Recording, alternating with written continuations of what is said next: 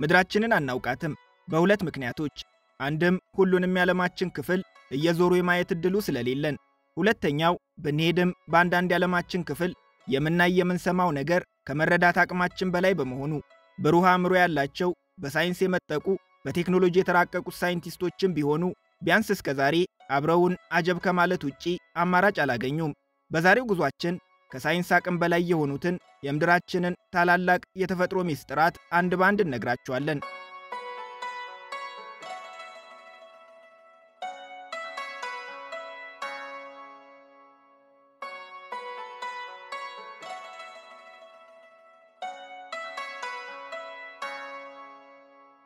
የዛሬን ይቅርበሉን ለቤተሰቦቻችን በፍጹም የማይገባችሁ ቦታን የምንወስዳችሁ ከገቡ የማይወጡበት ከሄዱ የማይመለሱበት እንደ ወንዝ መውረድ እንጂ መውጣት የሌለበት ቦታ እዚሁ ምድር ላይ ነው ታዲያ ባርሳኪልሜስ ይባላል ካዛኪስታን ሄደው ባርሳኪልሜስ ሊሄድ ነው ካሉ ኑሮ መሮኛል ራሴን ላጠፋ ነው እንዳሉ ነው የሚቆጠረው ንግርቱ የማያልቅ ሳይንስ ሊያብራራው ያልቻለ ከሰው ልጅ አእምሮ በላይ ነው ታሪኩ ዋጥ ስልቅጥ አድርጎ አላየሁም አልሰማሁም ነው የሚለው አስደናቂነቱ ግን ይብቻ አይደለም ፍጹም የማይገመት ባህሪ ነው ያለው አንዳንዴ የዋጣቸውን ሰዎች ድንገት ይተፋቸዋል የባርሳኪልሜስ የሚለየው ግን የዋጣቸውን መጥፋቱ ብቻ አይደለም ለብዙ ዓመታት ውጡ ያቆያቸው ሰዎች አምልጠው ሲመጡ የሚያወሩት የማይታመን ስለ ጊዜ ያላቸው አረዳድም በፍጹም ከምናውቀው የተለየ መሆኑ እንጂ ብዙ ዓመታት ቆይተው የመጡ ሰዎች ይህን ያህል ዓመታት የት ነበራችሁ ሲባሉ ስለምን ዓመት ነው የምታወሩት ለቀናት ብቻ ነው የቆየው ሲሉ መልሰው ያፈጣሉ ነገሩን ከመሰረቱ እንንገራችሁ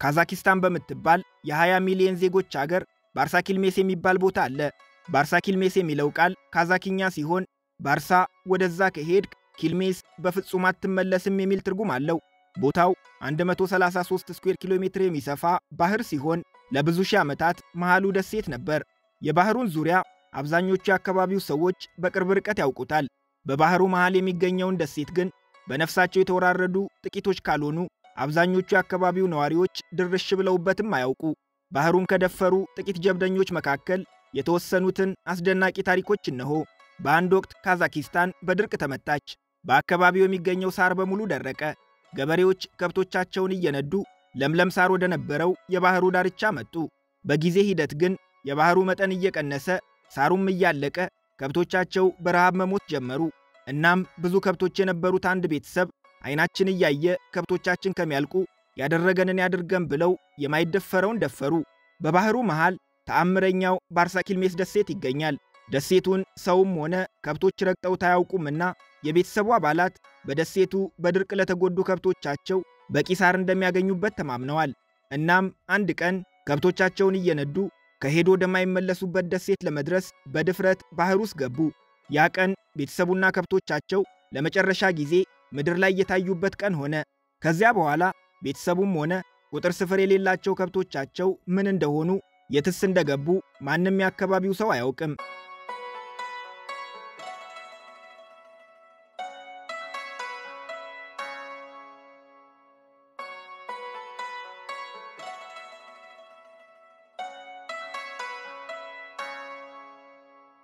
ባርሳኪልሜስ አይገመትም አንዳንዴ የዋጣቸውን ሰዎች በሕይወት ይተፋቸዋል ይህ ዕድል የገጠማቸው ሰዎች ታዲያ ተአምር ነው የሚያወሩት ወደ ደሴቷ ከገቡ በኋላ የቆዳቸው ቀለም ወደ ሰማያዊነት ተቀይሮ እንደነበር እዛ ያዩአቸው ሰዎችም ተመሳሳይ ሰማያዊ የቆዳ ቀለም እንዳላቸው በስፍራው መግለጽም ሆነ መረዳት ያልቻሉት ውስብስብ ቴክኖሎጂ እንደሚገኝ በየዕለቱ ከየት እንደሚመጡ የማያውቋቸውን ትኩስ የቀብር ስፍራዎች እንደሚያዩ ይናገራሉ ችግሩ ግን ያዩትን የሰሟቸውም የሰሙትን ሲያወሩ ለሌላው ሰው ከአእምሮ በላይ ነው የሚሆነው ሄጄ ላረጋግጣ ይባል ነገር ነፍስ ነው አሉ የሚነጥቀው ይሁን ያዩትን ሁሉ እንመናቸው ነገር ግን ይህንን ታሪክ የሚነግሩን ሰዎች ማንም ከማይመለስበት ባርሳኪልሜስ እንዴት ተመለሱ የሚለው ሌላው መልስ የሚፈልግ ጥያቄ ነው ለዚህ የሚሆን አንድ አስደናቂ ታሪክ እንንገራችሁ አንድ ጊዜ አብሮ አደግ ጓደኛሞች ጀብድ መስራት አማራቸው የሰፈራችን ሰው ሁሉ የሚፈራውን ነገር ለምን አንሞክረውም አሉ እናም ለረጅም ጊዜ የሚያገለግላቸው ምግብና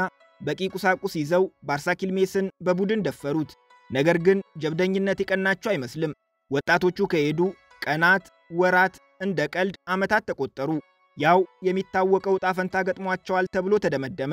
ዘመድ አዝማድ እርሙን አወጣ። የጓደኛሞቹ ነገር ተረስቶ ቤተሰብ ኑሮን እንደ አዲስ በጀመረ በ30ኛው ዓመት ግን አንድ ያልተጠበቀ ነገር ተከሰተ። ከጓደኛሞቹ መካከል አንዱ ብቻውን ተመለሰ። ሀገር ተሰባስቦ ጉድ እየተባለ እዛ ምን እንደገጠማቸው ጓደኞቹስ የት እንደሆኑ ተጠየቀ። ልጁ ጓደኞቹ ምን እንደገጠማቸውም ሆነ እሱም እንዴት ከዛ ሊወጣ እንደቻለ መልስ የለውም። ብቸኛ የሚያውቀው ነገር ቢኖር ከጓደኞቹ ጋር ባርሳ ኪልሜስ የሄዱት እነሱ እንደሚሉት ከ30 ዓመት ሳይሆን ከ3 ቀን በፊት መሆኑን ብቻ ነው።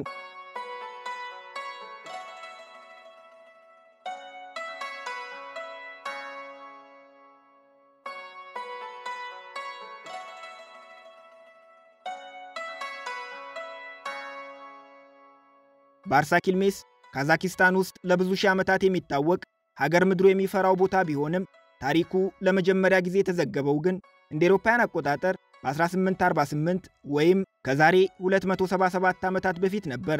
በ1990ዎቹ አንድ የሳይንስ መጽሔት ስለ ቦታው በዝርዝር ከጻፈ በኋላ ደግሞ በመላው ዓለም ዝነኛ ለመሆን በቃ። ባርሳ ኪልሜስ ፍጹም ተቀያያሪ ባህር ያለው ዛሬ ላይ ደሴት አይደለም። በደሴቱ ዙሪያ የሚገኘው 133 ስኩዌር ኪሎ ሜትር ይሸፍን የነበረው ባህር ከደረቀ ዓመታት ተቆጠሩ። ባህሩ የነበረበት ስፍራ ከፊሉ በፍጹም በማይጠበቅ መልኩ የሰው ልጅ የማይቋቋመው ጭው ያለ በረሃ፣ ከፊሉ በጨው የተሸፈነ አካባቢ ሆኗል። ዛሬ ላይ በአካባቢው የሚነፍሰው የበረሃ ንፋስና ከስፍራው የሚወጣው ጨረር ለሰው ልጅ ጤና አደገኛ በመሆኑ ሰዎች ወደዛ እንዲሄዱ አይመከርም። ወደ አካባቢው መቅረብ ከፈለጉ ግን ስፍራውን ለሚቆጣጠረው ባለስልጣን አሳውቀው ስለ አካባቢው ልዩ ዕውቀት ካለው ባለሙያና ከጥበቃ ጋር መሄድ ይችላሉ። ቀደም ሲል ከሰማችሁት ንግርት በተጨማሪ ወደ በረሃው ሲቃረቡ እጅግ አስፈሪ የእባብ የጊንጥና ሌሎችም ለሰው ልጅ ጤና አደገኛ የሆኑ ፍጥረታት በአካባቢው ስለሚገኙ ሰዎች ዛሬም ድረስ ሄደውበት አያውቁም። ሳይንቲስቶች ስለ ስፍራው ማብራሪያ የላቸውም። ለመጀመሪያ ጊዜ ስለ ባርሳ ኪልሜስ የዘገበው የሳይንስ መጽሔት የሶቪየት ኅብረት መሆኑን እየገለጹ የሶቪየቶች የፈጠራ ታሪክ ነው ከማለት ውጪ ማብራሪያ መስጠት አልቻሉም።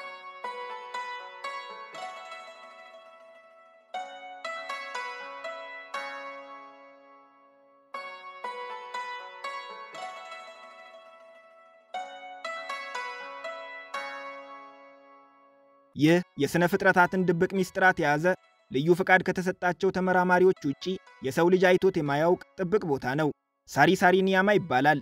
በደቡብ አሜሪካ በቬንዙዌላ ነው የሚገኘው። ከሥነ ፍጥረት ወይም ምድር ከተፈጠረች ጊዜ ጀምሮ ከሰው ልጅ ጋር ንክኪ ኖሮት አያውቅም ተብሎ ይታመናል። ይህን አይነት ቦታዎች በምድራችን ላይ ጥቂት ናቸውና ታላቅ ጥበቃ እየተደረገለት ስለ ፍጥረት አመጣጥ ምርምር የሚደረግበት ቦታ ነው። የሚያስደንቀው ደግሞ በዚህ ስፍራ እስካሁን የተገኙ ነፍሳትም ሆኑ እጽዋት በሌላ በየትኛውም የዓለማችን ክፍል አይገኙም። የለም ስፍራው የቀደምት ስልጣኔ ማዕከል ነው የሚሉም አሉ። መረጃ ይጠቅሳሉ።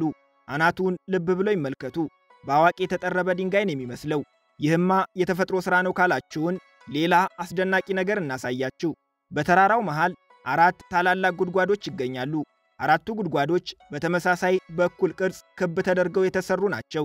ትልቁ ጉድጓድ 352 ሜትር ስፋትና 314 ሜትር ጥልቀት አለው።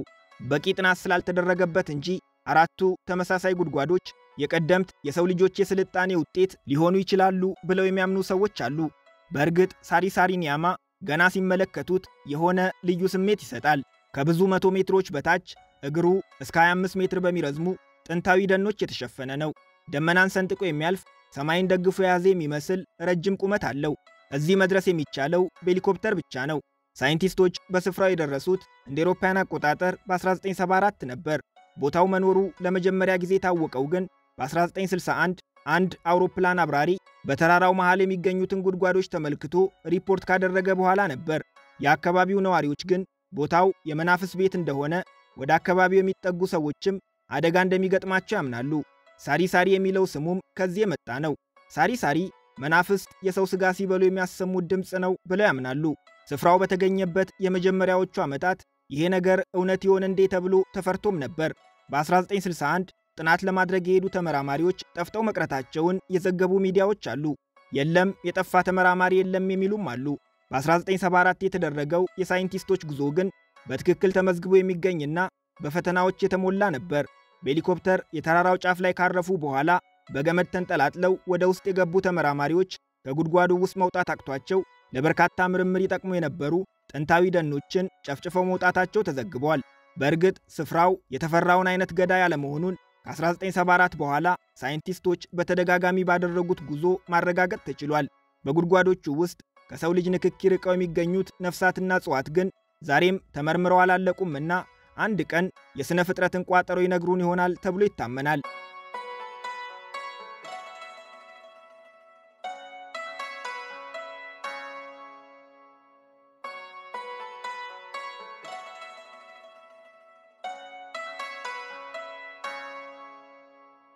ሀብታም ለመሆን የመብረቅ ድንጋይ በእግር በፈረስ ታፈላልጉ የነበራችሁ ሰዎች የጠቋሚ ከከፈላችሁን የት መሄድ እንዳለባችሁ በመረጃ የተደገፈ ጥቆማ እንሰጣችኋለን።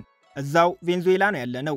በሰሜን ምዕራብ ቬንዙዌላ ሬሌምፓጎ ዴል ካታቱምቦ ወይም የካታቱምቦ መብረቅ የሚባል ስፍራ አለ። እኛ ጋር ዓመት ጠብቆ በክረምት የሚመጣው አንዴ ብልጭ ሲል ልባችንን ትርክክ የሚያደርገው መብረቅ ዋና ከተማው እዚህ ነው። የዓለም የመብረቅ ዋና ከተማ የሚለው አገላለጽ የኛ አይደለም። ናሳ ለ11 ዓመታት በስፍራው ካደረገው ምርምር በኋላ ለመንደሩ የሰጠው ቅጽል ስም እንጂ እዚህ በአንድ ሰዓት ውስጥ ብቻ 280 መብረቆች አካባቢውን ይመቱታል። በአንድ ዓመት ውስጥ 1.2 ሚሊዮን ጊዜ መሆኑ ነው። በስፍራው የሚወድቀው መብረቅ የሚያመነጨው 1.6 ሚሊዮን ቮልት የሚሆነው ኃይል አንድ ሙሉ ከተማ የማብራት አቅም አለው። ካታቱምቦ ከመገኘቱ በፊት በምድራችን ላይ ብዙ መብረቅ የሚመታው ቦታ በአፍሪካ በኮንጎ ወንዝ ተፋሰስ ውስጥ ነው ተብሎ ይታመን ነበር። ካታቱምቦ ሰው ከሚኖርበት አካባቢ ርቆ የሚገኝ በማራካይቦ ሐይቅና በእጽዋት በተሸፈነ አካባቢ ነው የሚገኘው። መምጣት ለሚፈልጉ ሰዎች ግን የዓለማችን የመብረቅ ዋና ከተማ መድረስ የሚቻለው በጀልባ ብቻ ነው።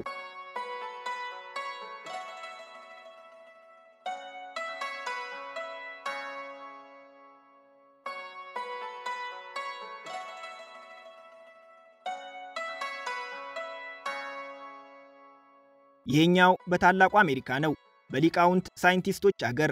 ሳይንቲስቶቹ ግን የስፍራውን የተፈጥሮ ሚስጥር ከመፍታት ይልቅ ስም ማውጣቱን የቀለላቸው የሰይጣን ማንቆርቆሪያ ብለውታል። ሚኒሶታን የምንገኘው እንደ ማንኛውም የዓለም ክፍል እዚህም ወንዝ በድንጋዮች መሃል እየተንደረደረ ቁልቁል ይወርዳል። አንድ ቦታ ላይ ሲደርስ ግን እስከ ዛሬ ማንም ሊረዳ ያልቻለውን ታላቅ ሚስጥር ይፈጥራል። ወንዙ ለሁለት ይከፈልና ግማሹ እንደምታዩት ተፈጥሯዊ መንገድ ተከትሎ ወደ ታች ይፈሳል። ግማሹ የወንዝ ክፍል ግን እዚህ ጋር ሲደርስ እምጥ ይግባ ስምጥ በድንጋዮች መሃል ድንገት ይሰወራል። ሳይንቲስቶች ስፍራውን አጥንተን ደረስንበት ሲሉ ማብራሪያ ሰጥተዋል። በየት በኩል እንደሆነ ባንደርስበትም በድንጋዮች መሃል የሚሰወረው ውሃ ተመልሶ ከዋናው ወንዝ ጋር ይቀላቀላል። ይህንንም የወንዙን የላይኛውንና የታችኛውን መጠን በመለካት አረጋግጠናል አሉ። ያው በመረጃ ማመንን ነውና ያስተማራችሁን፣ እስኪ መረጃ አምጡ ተባሉ። በርካታ የቴኒስ ኳሶችን በቀዳዳው በኩል ጨምረው ኳሶቹን ታች ጠብቋቸው አሉ። ተጠበቁ። ኳሶቹ ጠፉ። ግድ የለም ኳሶቹ ወደ ውስጥ ሰጥመው ነው የሚሆነው፣ በቀለም እንሞክረው አሉ። ቀለም ከመስጠም ይልቅ ከውሃው ጋር በቀላሉ ስለሚቀላቀል አሁን ትክክለኛውን ውጤት ጠብቁ ብለው ቀለም ደፉበት። ልፉ ቢላቸው ነው። ቀለሙም እንደ ቴኒስ ኳሶቹ ጠፋ። እናም የምድሩን ጨርሳ ጠፈርን በምታስሰው ታላቅ አገር አሜሪካ ወንዝ የሚጠጣው የሰይጣን ማንቆርቆሪያ ወንዙን የት እንደሚያደርሰው መልስ ሊሰጠን የቻለ ሳይንቲስት እስከዛሬ አልተፈጠረም።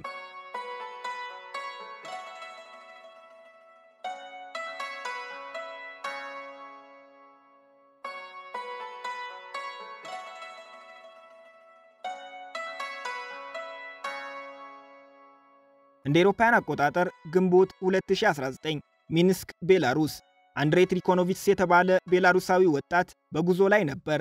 በጉዞ ወቅት የገጠመውን ነገር በካሜራ ባያስቀረው ኖሮ ግን ቢያወራው የማይታመን ለማስረዳትም ከባድ ይሆን ነበር። ምክንያቱም ላለፉት 500 ዓመታት ይህንን የተፈጥሮ ክስተት አየም ብለው ሪፖርት ያደረጉ ሰዎች ቢኖሩም ማንም ሊያምናቸው አልቻለም ነበር። ምን እንደገጠመው እንመልከት።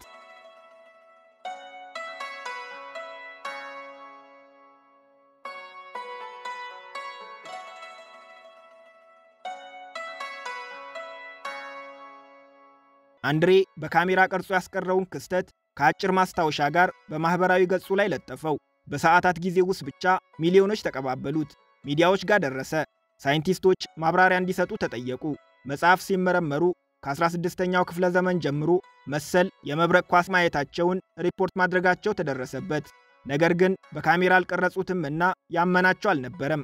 ዓለም ለጉዳዩ ጆሮ መስጠት የጀመረው ግን በሁለተኛው የዓለም ጦርነት ወቅት ነበር። በውጊያ ላይ የነበሩ የጦር ጀት አብራሪዎች አንዳች እየተጠቀለለ የሚምዘገዘግ በራሪ ነገር ተመለከቱ። ያዩትን ነገር ሪፖርት አደረጉ። ሪፖርቱን የሚያስገርመው ጦርነቱ በናዚ ጀርመንና እና አሜሪካ በሚገኙበት የአላይድ ኃይሎች መካከል ነበር የሚደረገው። የአላይድ ኃይሎች የጦር ጀት አብራሪዎች ናዚ እጅግ የተራቀቀ በአይነቱ ልዩ የሆነ ዘመናዊ ተዋጊ መሳሪያ ሳይፈበርክ አይቀርም ሲሉ ሪፖርት አቀረቡ። በዛው ቀን የናዚ የጦር ጀት አብራሪዎችም የአላይድ ኃይሎች ምጡቅ መሳሪያ ሳይፈበርኩ እንዳልቀረ ሪፖርት ማድረጋቸው ተጽፎ ተገኘ። ለሚዲያ ፍጆታ ባይውልም ነሐሴ 2016 በሩሲያ ይሄኛው ቪዲዮ መቀረጹም ቆይቶ ይፋ ተደረገ። እነዚህ ቪዲዮዎች ተቀርጸው እስኪለቀቁ ድረስ ሳይንቲስቶች የመብረቅ ኳስ የሚባል ነገር የለም ይሉ ነበር። አሁን ራሳቸው በፈጠሩትና በሚያምኑት ካሜራ ተቀርጾ በመረጃ ተደግፎ ቀርቦላቸዋልና በምንነቱ ላይ ምርምር እያደረጉ ይገኛሉ።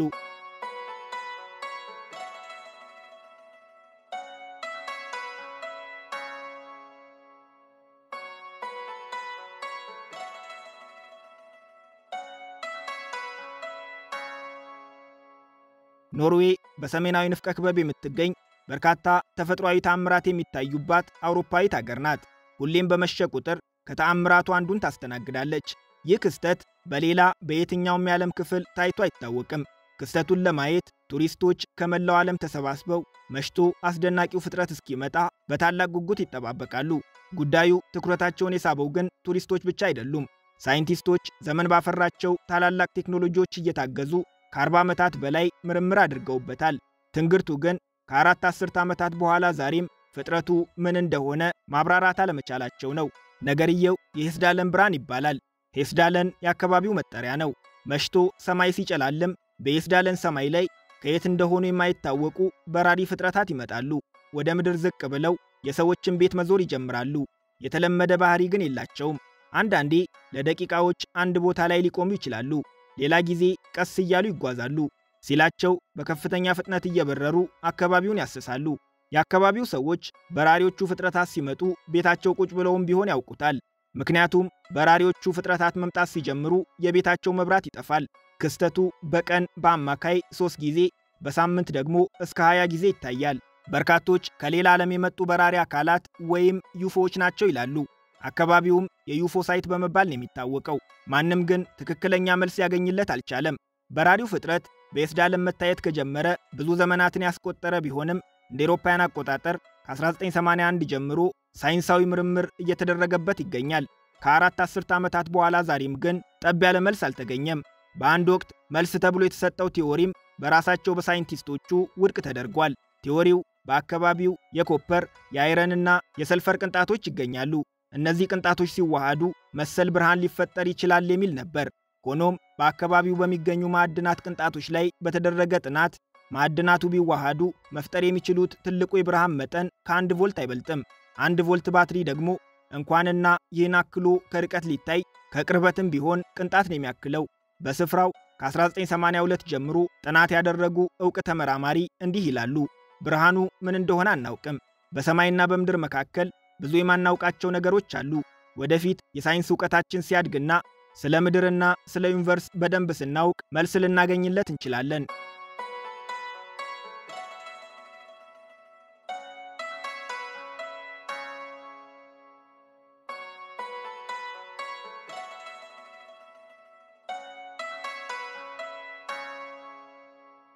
በልጅነታችሁ የሰማችሁትን እንቆቅልሽ እናስታውሳችሁ።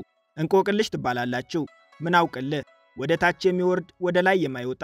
መልሱ ቀላል ነው። ወንዝ ትላላችሁ። በትክክል ተመልሷል። ይሄኛውን ቪዲዮ እስክታዩት ነው ታዲያ።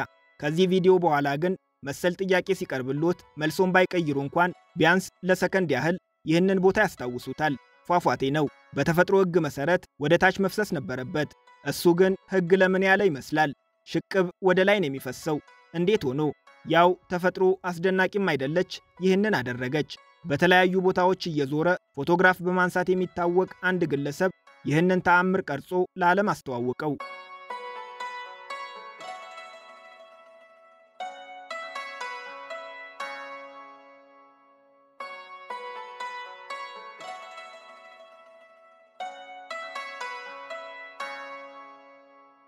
ውስጡ የገባን ማንኛውም ፍጥረት ጭጭ ምጭጭ አድርጎ የሚገድል ወንዝ እንዳለ ያውቃሉ?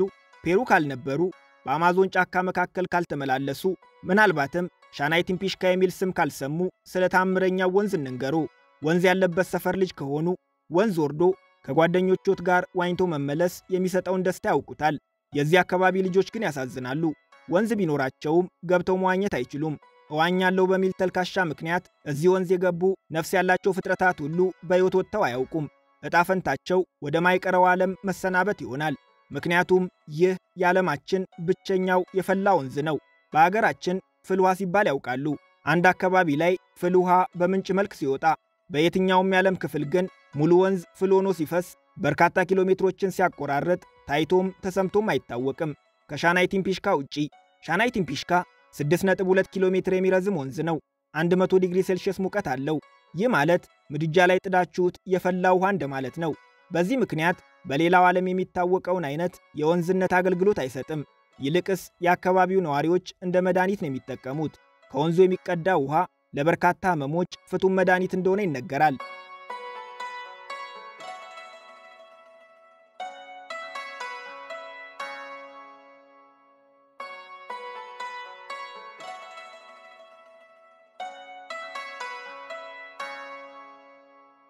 ሁለት በፍጹም አብረው መኖር የማይችሉ ተፈጥሮዎች አሉ፣ እሳትና ውሃ።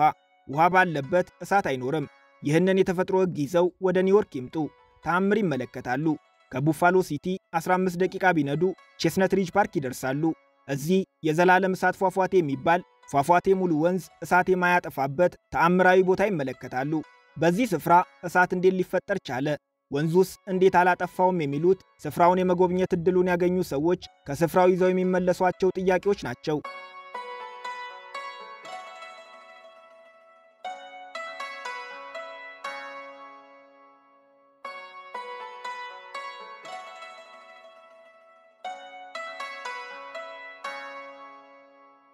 ይሄኛው አንታርክቲካ ነው። በግግር በረዶ መሃል የደም ፏፏቴ ይባላል። ሳይንቲስቶች የሰጡት ስም ነው። ከ1.5 እስከ 5 ሚሊዮን ዓመት ዕድሜ እንዳለው ይገመታል። በሐጫ በረዶ መሃል ከየት እንደመጣ የማይታወቀው ቀይ ደም ድሮ አልጌ ነው ይባል ነበር። ሳይንሳዊ ትንታኔም ነበረው። የዘንድሮ ሳይንቲስቶች ደግሞ በቀደመው ትንታኔ ላይ ስህተት ተሰርቷል ይላሉ። ነገርየው አልጌ ሳይሆን በአካባቢው በሚገኝ የአይረን ማዕድን ምክንያት የተፈጠረ ነው ብለዋል። ነገር ግን በሙሉ አንታርክቲካ የሌለ አይረን እዚህ ስፍራ ላይ ብቻ ከየት መጣ የሚለው ዛሬም ድረስ መልስ ያላገኘ ጥያቄ ነው። እንደ ሌሎች መሰል አካባቢዎች ሁሉ ይሄም ለተመራማሪ ሳይንቲስቶች ብቻ ጥብቅ የሆነ ቦታ ነው።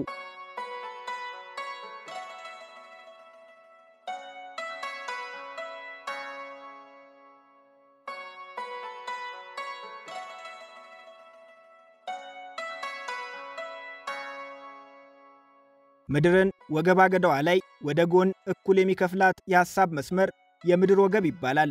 13 የዓለማችን አገራትን አቆራርጦ ያልፋል። ኢኳዶር አንዷ ናት። ኢኳዶር የሚለው ስሟ በራሱ ስፓኒሽኛ ሲሆን በእንግሊዝኛ ኢኩዌተር፣ በአማርኛ የምድር ወገብ የሚል ትርጉም አለው። የምትመለከቱት ቦታ ምድር ለሰሜንና ለደቡብ የምትከፈልበት ወገቧ ሲሆን በቀለም የተሰመረው ቀጭን መስመርም ትክክለኛውን የሐሳብ መስመር ይወክላል። ይህቺ ቀጭን መስመር ታዲያ ከሌላው የምድራችን ክፍል ትለያለች።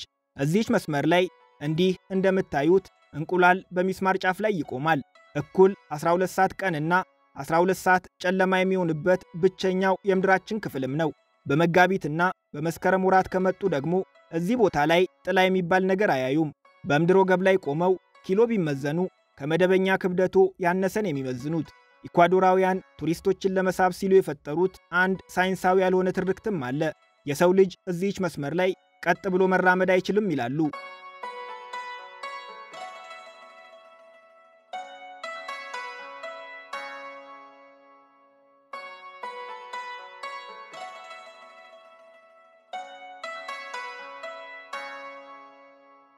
ኢኳዶር የምድር ወገብ ከሚያቋርጣቸው አገራት ሁሉ ትለያለች። ይህንን ሐውልት ይመልከቱት። ጥንታዊ የሰው ልጆች የምድር ወገብ ነው ሲሉ ያቆሙት ሐውልት ነው። የጊዜው ርዝመት ነው የሚገርመው። ከዛሬ 800 ዓመታት በፊት ያኔ ጂፒኤስ አልነበረም። ዛሬ ላይ ዘመን አፈራሹን ጂፒኤስ ይዘው ሐውልቱ ስር ቢቆሙ የጥንት ሰዎችን ተአምራዊ ዕውቀት ይመለከቱበታል። ምክንያቱም ይህ ትክክለኛው የምድር ወገብ ሲሆን ጂፒኤሳችንም 00 ላይ ያሳያል። ኢኳዶር በምድራችን ላይ ለጨረቃ የምትቀርበው አገርም ናት። ስፍራው የቺምቦራዞ ተራራ ይባላል። በቁመት ከኤቨረስት ተራራ ያነሰ ቢሆንም በምድር ወገብ ላይ በመገኘቱ ግን ለጨረቃ የሚቀርበው የምድራችን ተራራ ለመሆን ታድሏል።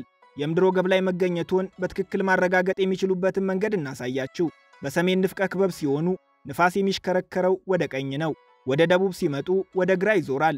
ልክ በትክክለኛው የምድር ወገብ ላይ ሲሆኑ ደግሞ እሽክርክሪቱ ይቆማል። ውሃውም ቀጥ ብሎ ወደ ታች ይፈሳል። በዚህ ምክንያት የምድር ወገብ ላይ መገኘት ልዩ ጥቅሞችን ያስገኛል። የመጀመሪያው የዓለም ሀገራትን የሚያምሰው ከተማ የሚያፈርሰው ሃሪኬን የሚሉት ማዕበል በፍጹም በምድር ወገብ ላይ የሚገኙ ሀገራትን መምታት አይችልም። በጂኦግራፊ ላይ የተማርናቸው 4 ወቅቶችም የምድር ወገብ ላይ በሚገኙ ሀገራት አይፈራረቁም። እነዚህ ሀገራት 2 ወቅት ብቻ ነው ያላቸው፣ ክረምትና በጋ።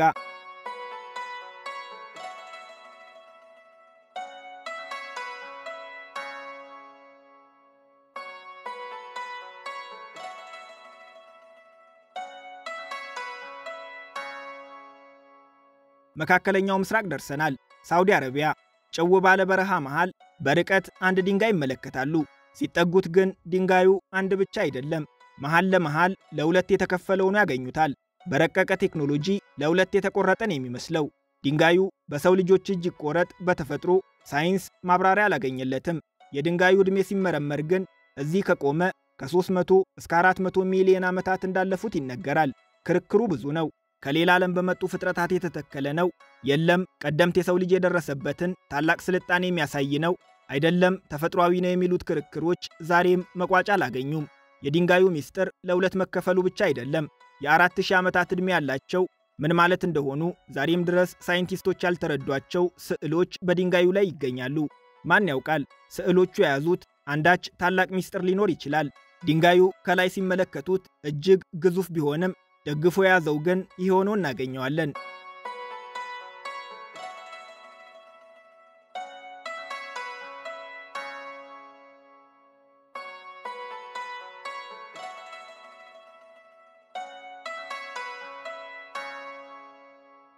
የዛሬ ጉብኝታችንን በዚሁ አበቃን።